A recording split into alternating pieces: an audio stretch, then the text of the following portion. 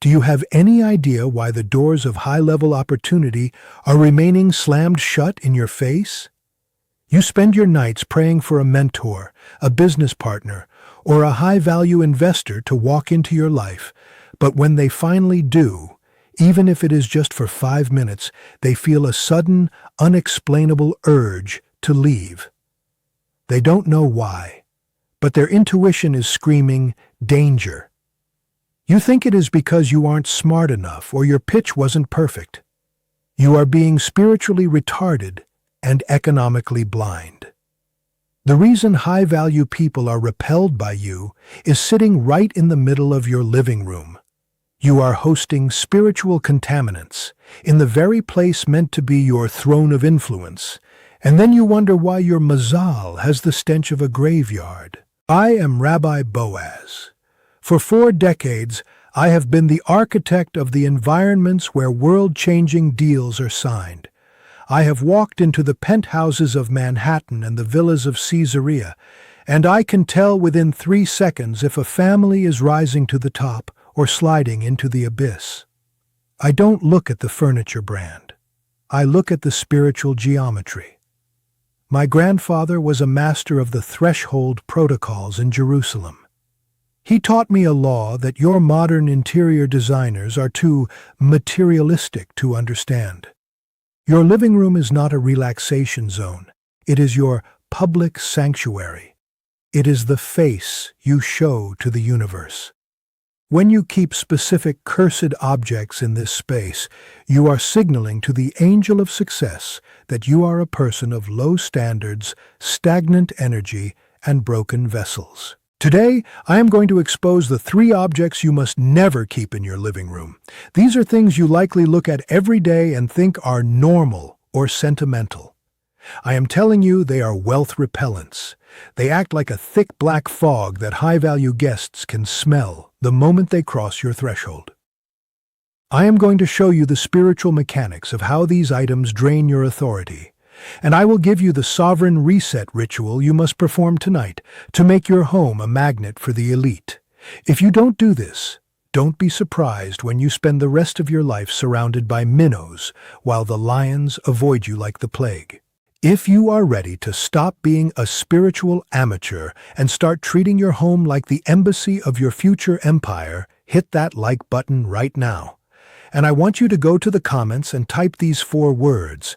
I command my space. Do it now. If you don't have the discipline to claim your own living room, you will never have the authority to claim a seat at the table of the 1%. Let's get one thing straight. My competitors, like Rabbi Morai or Rabbi Cheyenne, will tell you to put a coin in your shoe or salt under your rug. That is low-level magic for people who want a one-time windfall. I am here to talk to the person who wants to stay at the top. What is the point of a money ritual if your living room is broadcasting a poverty signal 24 hours a day? You are trying to broadcast a millionaire frequency while your antenna is covered in rust and filth. I am here to polish your antenna. I am here to teach you the sanctity of the Malkut.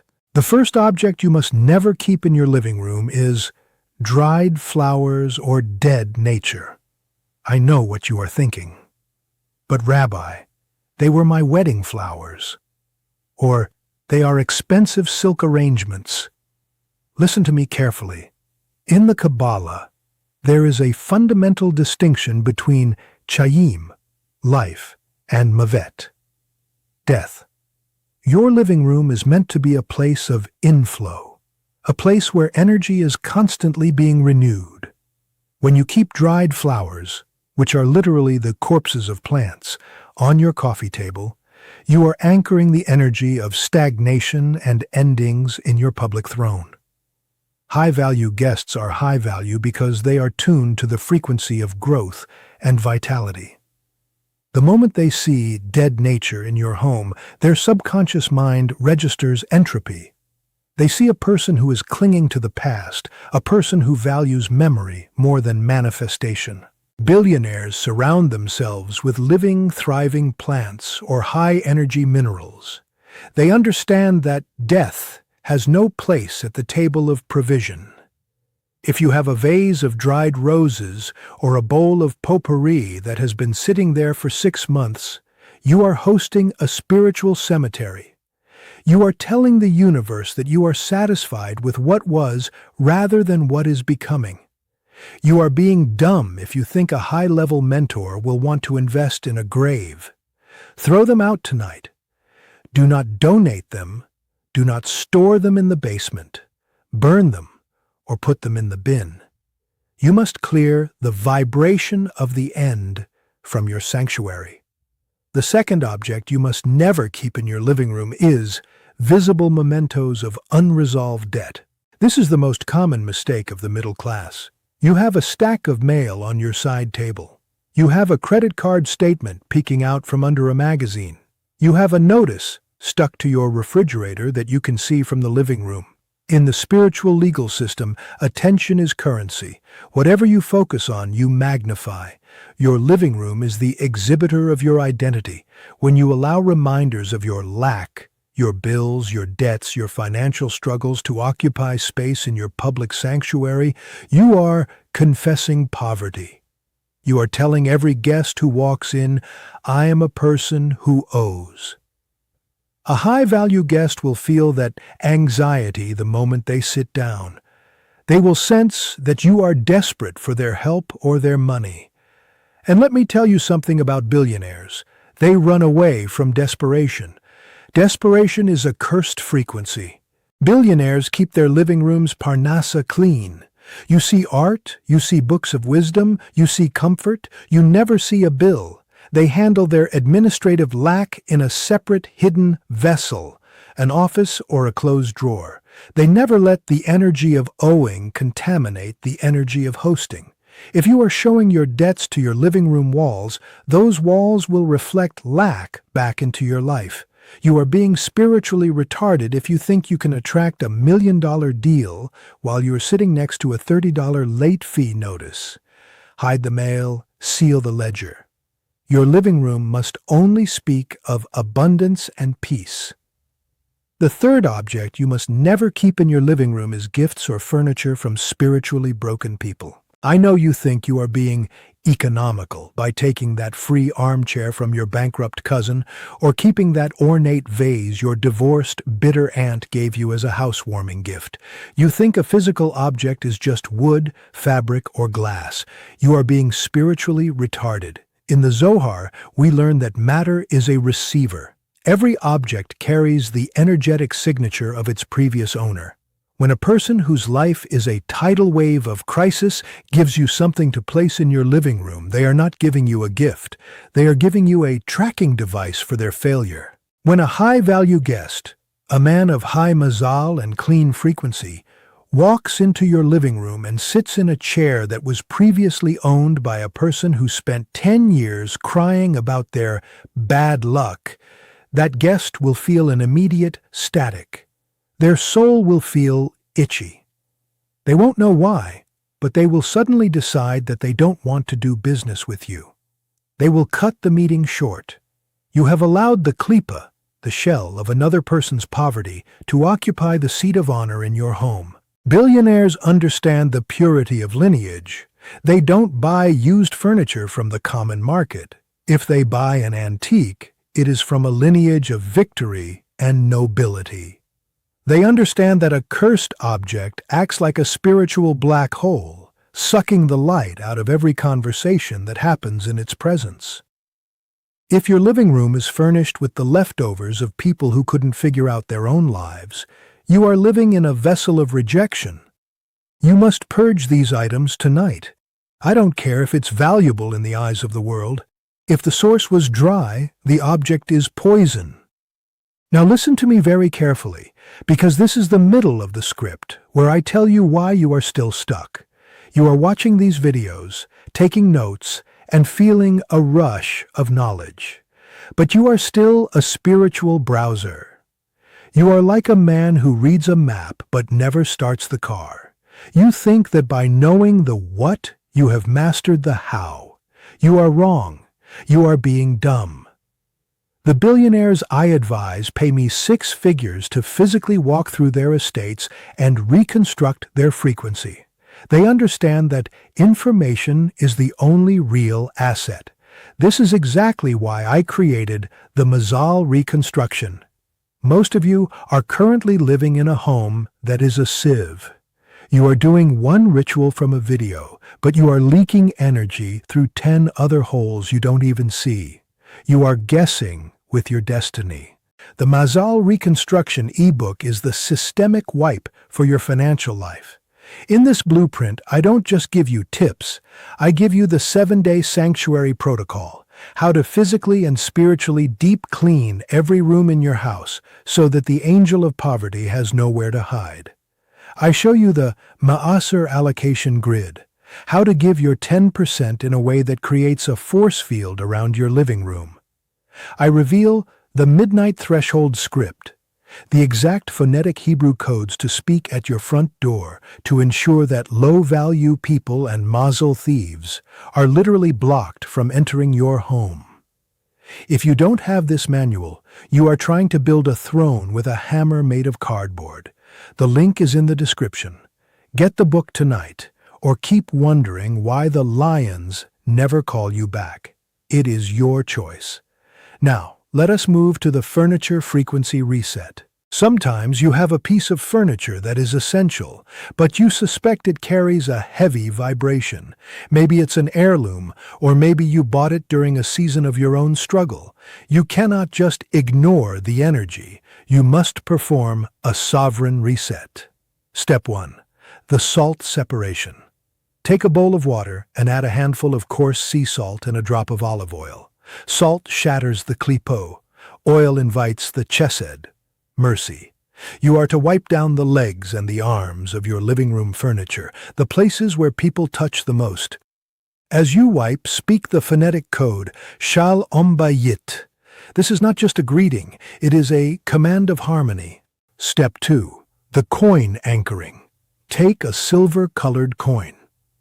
Underneath your main sofa or your power chair, the chair you sit in when making decisions, you are to tape this coin. This acts as a physical anchor for the frequency of Malkut, sovereignty. You are telling the floor of your living room, this space only supports the weight of abundance. Step 3. The first light exposure. Open your curtains every morning for at least 18 minutes. In the Kabbalah, the number 18 represents chai, life. You must let the new light of the sun hit your living room furniture. Sunlight is the universal hard drive wipe.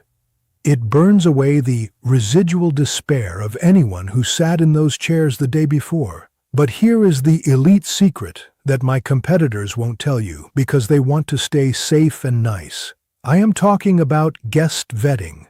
Billionaires do not let everyone into their living room.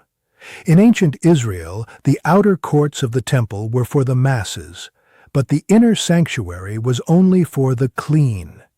Your living room is your inner sanctuary. If you are hosting lazy friends, complaining relatives, or people of low mazal on your sofa, you are contaminating the air. When a high-value person walks into a room that was just occupied by 3 people who were lamenting their poverty, they will feel a spirit of heaviness. It is like walking into a room full of smoke.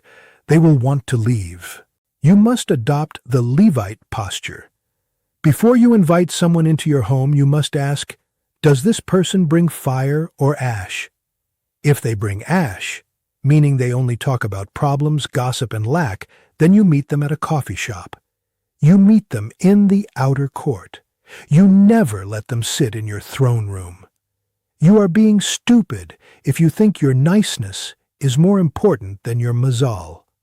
I have seen men lose million-dollar investments because they allowed a jealous neighbor to come over for a casual drink the night before a big meeting. The neighbor left their evil eye on the coffee table, and the investor smelled it the next morning. The deal died. You need to understand the law of environmental memory. Your walls hear your conversations. Your chairs feel your emotions. If your living room is an archive of small talk and complaints, it will repel high-value opportunities. You must curate your guests as carefully as you curate your stocks. Now let us finalize the reconstruction of your throne room with the four-word living room decree. You think that once you've thrown out the dried flowers and the old furniture, you are done. You are being dumb. You have cleared the debris, but the air of your living room is still a vacuum. And in the spiritual realm, a vacuum is always filled by the strongest nearby vibration. If you do not command the atmosphere of your room, then the collective poverty of your neighborhood will seep through the cracks of your windows and settle on your carpet. Tonight, at exactly 11:11 p.m., the moment of the double alignment, you must stand in the exact center of your living room. Turn off the lights. Stand with your feet together, imitating the angels in the Kedusha prayer who have no joints because they are fixed in purpose. Close your eyes and speak the four-word phonetic code with the vibration of a master. Mazal Yavenalan. Phonetic Mazal Yavenalan. This is a deep pull encryption that translates to, the source of luck is directed to us. You are not asking, you are directing. You are telling the spiritual currents of your city to find your living room and deposit their holy sparks there. By speaking this code in the center of the room, you are creating a vortex of inflow. Billionaires perform a version of this decree every time they move into a new space or close a major deal. They don't call it a prayer, they call it a frequency lock. They are locking their environment into a state of constant increase. But you are too nice to command your own air. You are too humble, which is just a fancy word for weak, to state your dominion. This is why you are still paying rent to a man who does know how to command his space. This brings me to the threshold protection protocol. The entrance to your living room, not just your front door, but the actual transition from the hallway into the sanctuary, is where high-value guests make their subconscious choice. Within 2 steps of entering that room, an investor has already decided if they trust you with $10 million or if they want to give you a $10 tip and leave. You need to place a filter at this threshold. Step 1. Take a small, round mirror. Step 2. Place it on the floor, hidden under a rug or a piece of furniture, facing up towards the ceiling. Step 3. Sprinkle 3 grains of salt on the mirror. In the Kabbalah, a mirror facing up reflects the heavens. You are creating a light barrier. Any person who walks over that mirror carrying the ayin hara, the evil eye, or a parasitic frequency will have their energy short-circuited before they can sit on your sofa. They will suddenly find themselves unable to complain. They will find themselves speaking with more integrity. You are forcing your guests to match your frequency. If you don't do this, you are leaving your throne unprotected. You are allowing every low-value person who walks in to dump their garbage on your floor. You are being spiritually retarded if you think your atmosphere can stay clean without a filtration system. But let us be completely honest with each other. You have watched 3,000 words of this protocol. You have the rituals. You have the objects to remove. You have the vetting strategy. But 95% of you will do nothing. You will keep your sentimental dried flowers. You will keep your free furniture from your broke relatives. You will keep inviting energy vampires over for coffee because you are lonely. And you will stay poor. You will stay blocked. You will keep watching Rabbi Morai or Rabbi Shion, hoping for a magic word that doesn't require you to change your life. I told you from the start, I have the nuclear option. I am talking about the Mazal reconstruction. This is the final hard warning. This video is the introduction. The ebook is the takeover. If you are serious about becoming the person that high-value people beg to be associated with, then you need the full architecture. The Mazal Reconstruction ebook is the blueprint that these nice rabbis are too scared to write. In this book, I reveal the bloodline disconnect, how to physically and spiritually sever the debt cords that connect your bank account to the failures of your parents. If you are carrying your father's scarcity logic, you will never see $1,000,000. I give you the 7-day pure inflow audit. How to rebuild your digital and physical world so that only abundant signals reach your brain. I show you the Ma'aser multiplication formula. How to use your 10% tithe as a strategic bribe to the spiritual judges, ensuring your contracts are never delayed by the other side. Most importantly, I reveal the office geometry, the specific angle your desk must face to ensure you are receiving the north wind of wealth. Most of you are working while facing a wall of stagnation. The link is in the description and pinned in the first comment. If you think $20 is too much to spend on your family's future, then do me a favor. Unsubscribe. I don't want fans who are content with bread and water. I only want the lions. I want the people who are ready to reconstruct their entire destiny tonight. Which one are you? Are you the lion who clicks the link and starts the reconstruction? Or are you the minnow who keeps his cursed living room and wonders why he's still drowning? The master of the universe is ready to fill your vessel, but he will not pour gold into a trash can. Clean your living room. Inscribe the mirror. Command the 4 words. Get the book. I am Rabbi Boaz. I have exposed the wealth repellents. It is up to you to clear the path. Go to the comments right now. Type, I am a high-value vessel. Seal this protocol into your consciousness. Subscribe to this channel, because I am coming for every poverty demon in your house. The elite are looking for you, but they can't find you through the fog of your dead nature. Clear the fog. Shalom.